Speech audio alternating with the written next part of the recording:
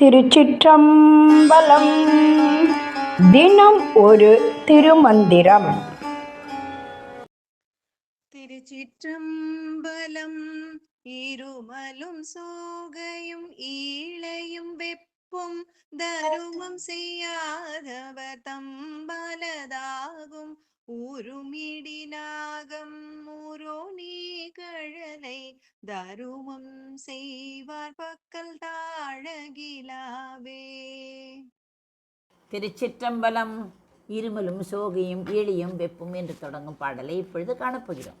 பல வகை நோய்கள் மலிந்து கிடக்கின்றன.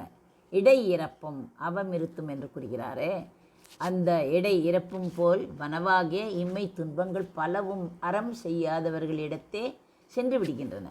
அறம் செய்வார் இருக்கும் திசையும் அவை நோக்க மாட்டாது இருக்கிறது. தர்மம் காக்கும் உடல் ஆரோக்கியத்தை பற்றி இந்த பாடல் கூறுகிறது. இருமலும் சோகையும் ஈடியும் வெப்பும் என்று கூறுகிறாரே, இதெல்லாம் நோய்கள். இருமல், சோகை, இரத்த சோகை, உடல் மெலிதல். ஈழை என்றால் ஆஸ்துமா, மூச்சு திணறல். வெப்பு என்றால் காய்ச்சல். அப்படி போன்ற நோய்கள் தர்மம் செய்யாதவர் தம் பாலவாகும். தன்னிடம் பொருள் இருந்து மற்றவர்களுக்கு தர்மம் செய்யாத கஞ்சர்களிடம் இந்த பிணிகள் வந்து சேரும். மனதில் உள்ள கஞ்சத்தனமும் சுயநலமும் உடலில் அழுத்தத்தை ஏற்படுத்தி நோய்களை உருவாக்கும் என்பதுதான் இதன் குறிப்பு. உருமிடினாக முரோணி கழலை, இடி தாக்கியது போன்ற கடுமையான வலி, நச்சுப்பாம்பின் கடியால் ஏற்படும் வேதனை, தொண்டை அடைப்பான் நோய். முரோணி என்றால் தொண்டை அடைப்பான் நோய். உடலில் தோன்றும் கட்டிகள், கழலை என்று கூறுகிறாரே, அதுதான் கட்டி போன்றவை. தர்மம் செய்வார் பக்கல் சாரகிலாவே, மனமும் வந்து தர்மம் செய்கிறார்கள் அல்லவா, அவர்களின் இத்தகைய நோய் நொடிகள் துன்பங்களோ நெருங்கவே முடியாது என்ற கருத்தைத்தான் தெரிவிக்கிறது இந்த பாடல். ஒரு கதையை பார்ப்போம். ஒரு ஊரில் தர்மலிங்கம் மற்றும் சிவனேசன் என்று இரு நண்பர்கள் இருந்தனர்.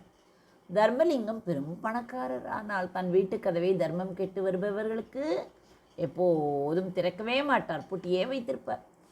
சிவனேசனோ நடுத்தர வர்க்கத்தை சேர்ந்தவராக இருந்தாலும் தன்னிடம் உள்ள உணவை கூட மற்றவர்களோடு பகிர்ந்து உண்பார். காலப்போக்கில் தர்மலிங்கத்திற்கு ஒரு விசித்திரமான நோய் வந்து விட்டது. எப்போதும் இருமிக் கொண்டே இருப்பார். உடல் மெலிந்து சோகை பிடித்தது போலானார். எவ்வளவு பெரிய மருத்துவர்களிடம் சென்றும் அவர் நோய் தீரவே இல்லை. சாப்பிட பணம் இருக்கிறது, ஆனால் சாப்பிட முடியவில்லையே என்று வருந்தினார். அதே சமயம் சிவனேசன் எப்போதும் சுறுசுறுப்பாகவும் ஆரோக்கியமாகவும் இருந்தார். ஒரு நாள் தர்மலிங்கம் சிவனேசனிடம் கேட்டார், நண்பா, நான் சத்தான உணவுகளை உண்கிறேன், ஆனால் நோயாளியாகவே இருக்கிறேன். நீயோ எளிய உணவை உண்கிறாயானால் எவ்வளவு ஆரோக்கியமாக இருக்கிறாயே, எப்படி எனக்கு புரியவே இல்லை என்றார். சிவனேசன் அவரை ஒரு முதியோர் இல்லத்திற்கு அழைத்து சென்றார். அங்கே சிவனேசன் வருவதை கண்டதும் முதியவர்களின் முகத்தில் அத்தனை மகிழ்ச்சி. சிவனேசன் அவர்களுக்கு தான் கொண்டு வந்த உணவை பரிமாறினார். பின்பு தர்மலிங்கத்திடம் சொன்னார், நண்பா, நீ உணவை உன் வயிற்றுக்கு மட்டுமே கொடுக்கிறாய் அல்லவா, நான் என் உணவை பிறருடைய பசிக்கும் கொடுக்கிறேன். மற்றவர்களின் பசி ஆறும்போது அவர்கள் உள்ளத்திலிருந்து வரும் வாழ்த்து, அதாவது அறம், அதுதான் அறம், என் உடலுக்கு ஒரு கவச்சமாக மாறிவிடுகிறது. திருமூலர் சொன்னது போல தர்மம் செய்யாத உன் கஞ்சத்தனம் உன் உடலில் நோயாக பதுங்கி இருக்கிறது. கொடுக்கும் குணம் வந்தாலே உன் நோய் பாதியாக குறைந்துவிடும் என்றார். தர்மலிங்கம் அன்று முதல் தர்மம் செய்ய தொடங்கினார்.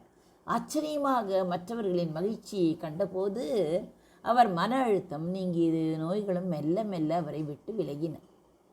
திருமூலர் சொல்லும் ரகசியம் என்ன? மன மகிழ்ச்சியாகவும் வஞ்சகமின்றியும் இருந்தால் உடல் உறுப்புகள் சீராக இயங்கும் என்பதை திருமூலர் அன்றே கண்டறிந்தார்.